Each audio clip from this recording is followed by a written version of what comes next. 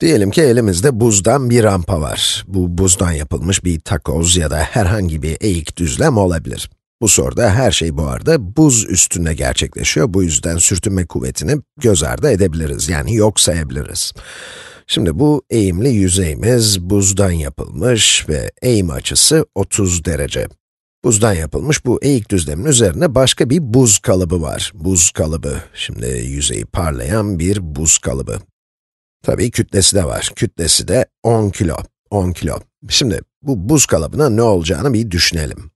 Öncelikle ona etki eden bütün kuvvetlere bir bakalım. Dünyadayız ve yere yakın olduğumuzu kabul ediyoruz. Bu yüzden yerçekimi var. Yani ilk olarak buz kalıbına etkileyen bir yerçekimi kuvveti var.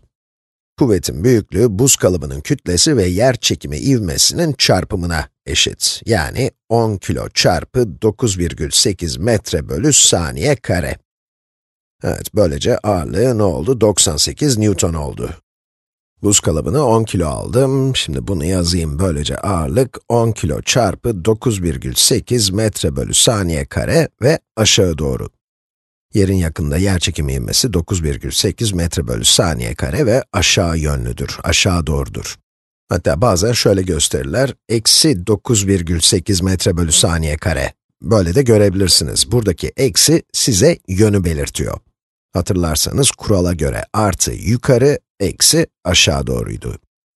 Bu soruda sadece büyüklüğü kullanalım. Vektörün büyüklüğü 10 çarpı 9,8, o da ne etti? 98 kilogram metre bölü saniye kare ya da kısaca 98 Newton. Büyüklük 98 ve aşağı doğru. Şimdi yapmak istediğim bu vektörü yüzeye dik ve yüzeye paralel olarak bileşenlerine ayırmak. Hadi yapalım. İlk önce eğik düzlemin yüzeyine dik olanı bulalım. Düzleme dik olan vektör bu. Buradaki açı 90 derece. Şimdi son videoda bu açı her neyse, buradaki açının da ona eşit olduğunu görmüştük. Bu yüzden bu açı da 30 derece olacak. Bu bilgiyi turuncu vektörün şimdi büyüklüğünü bulmak için kullanabiliriz. Ve yüzeye dik olan bu turuncu vektörün yerçekimi kuvvetinin bir bileşeni olduğunu hatırlayın. Bir de yüzeye paralel bir bileşen var. Onu da sarıyla çizeyim. Ağırlığın diğer bileşeni yüzeye paralel. Onun dik açı olduğu zaten bariz, belli. Çünkü bu düzleme dik, bu da düzleme paralel. Bu yüzden böyle oldu. O hem yüzeye hem de bu vektöre dik. Şimdi son videoda gördüğümüz temel trigonometri bilgilerine bakabiliriz, kullanabiliriz ve böylece sarı ve turuncu vektörün büyüklüğünü bulabiliriz. Turuncu vektörün boyu bölü hipotenüs, kosinüs 30'a eşit olacak. Ya da bunun boyu 98 çarpı kosinüs 30'dur diyebiliriz. 98 çarpı kosinüs 30 Newton. Evet, sonuç 98 çarpı kosinüs 30 Newton. Güzel. Bu yöndeki toplam vektörü bulmak isterseniz, yani düzlemin içine doğru olan yöndeki vektörü, en son videoda basit trigonometri ile detaylıca anlatmıştık. Bu vektörün düzleme paralel olan bileşeni olduğunu biliyoruz. O da 98 çarpı sinüs 30.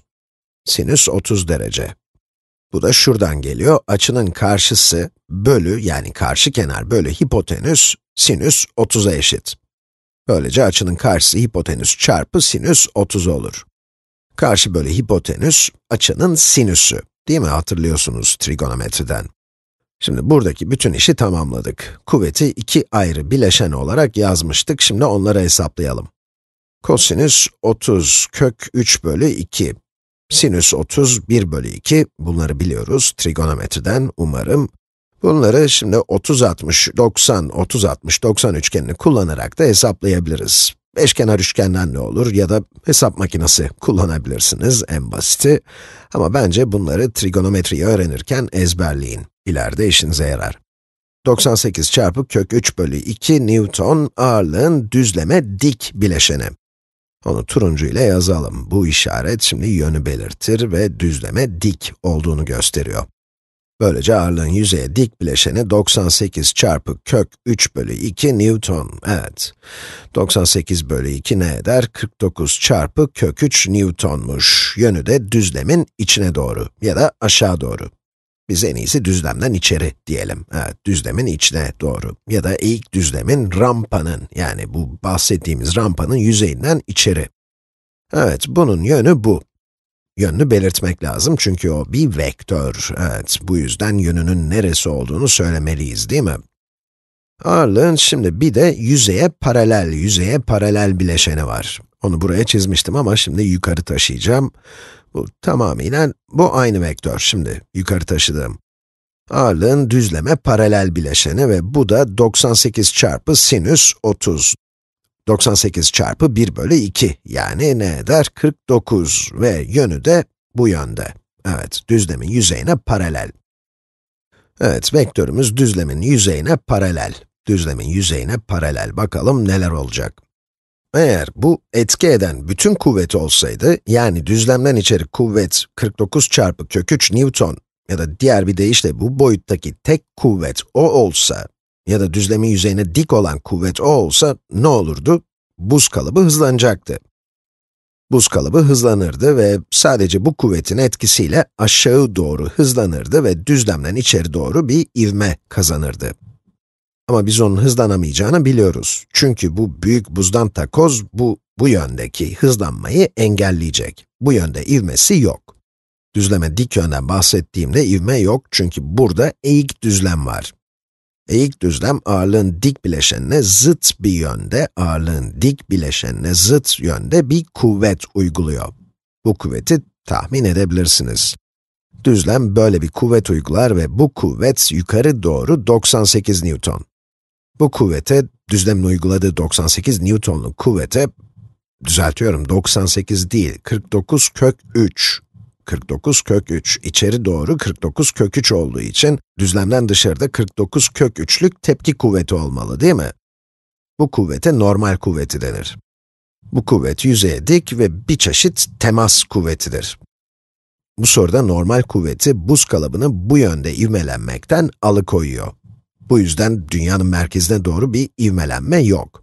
Ama bu yöndeki ivmeden bahsedebiliriz. Kuvveti iki bileşene ayırmıştık, değil mi? Dik bileşen ve paralel bileşen.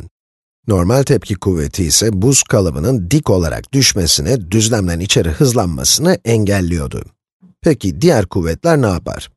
Elimizde bir de yüzeye paralel kuvvet var. Sürtünmeyi ihmal etmiştik, değil mi? Bu örnekte buzdan eğik düzlem ve buz kalıbı arasında sürtünme olmadığını farz ettik. Yani mutlaka var da biz şu an yokmuş gibi davranacağız. Şimdi neler olacağına bir bakalım. 49 Newton'a karşılık bir tepki kuvveti yok. 49 Newton paralel ve aşağı doğru. Düzlemin yüzeyine paralel aşağıya doğru da diyebiliriz. Peki sonra ne olacak? O, bu yönde ivme kazanacak. Kuvvet kütle çarpı ivmeydi. Her iki tarafı kütleye bölersek, kuvvet bölü kütle ivmeye eşit olur. Burada kuvvet 49 Newton ve bu yönde. Yani düzlemin yüzeyine paralel ve aşağı doğru.